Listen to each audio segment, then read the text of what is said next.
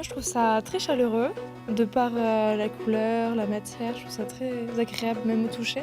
Et quand on est dessous, je trouve que la lumière, elle est très reposante. Juste un instant, avoir la tête dans les nuages.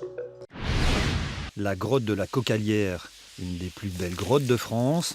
Nous sommes à 50 mètres sous la surface. Pour fêter ses 50 ans d'ouverture au public, la grotte propose d'y passer la nuit. Chambre futuriste, visites privées, repas gastronomiques et petit déjeuner. Un défi technique et raffiné, la grotte est à vous. Ici, des vêtements, enfin plutôt des loques, habillent volontairement les arbres. Les arbres à loques au pouvoir guérisseur. C'est qu'on a soit une maladie de peau, soit fièvre. On est venu accrocher ces baskets. Et à la stupeur de tout le monde, et ben, la maladie s'est passée. Qu'en a pensé le dermatologue? Nous, on a été très surpris, et lui aussi. Le blanc est une opinion qui balaye l'attention. Il s'agirait tout simplement de la première chanson composée en France sur le vote blanc.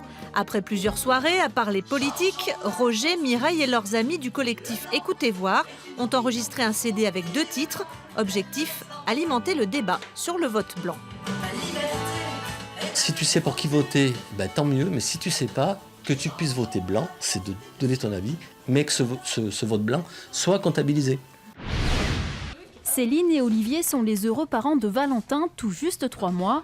Et depuis sa naissance, leur fils dort dans une boîte en carton. Avoir une petite boîte en carton homologuée, c'est pas plus mal. C'est un petit lit nomade, alors c'est moins encombrant qu'un lit parapluie. C'est ça l'avantage, c'est que du coup, on peut le prendre, on le déplace dans la chambre des parents, on va chez la mamie, on l'emmène, on met les affaires dedans.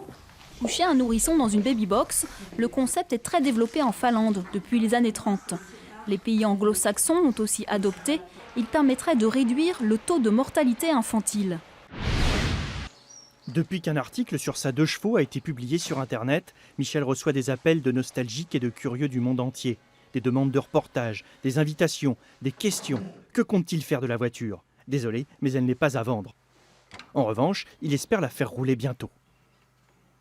Le moteur installé est assez puissant car cette 2 chevaux pèse 250 kg de plus que l'original. Michel a tout anticipé. Par contre, si vous avez un accrochage, vous n'irez pas chez le carrossier. J'irai chez le menuisier. Donc, je ferai ma menuiserie moi-même.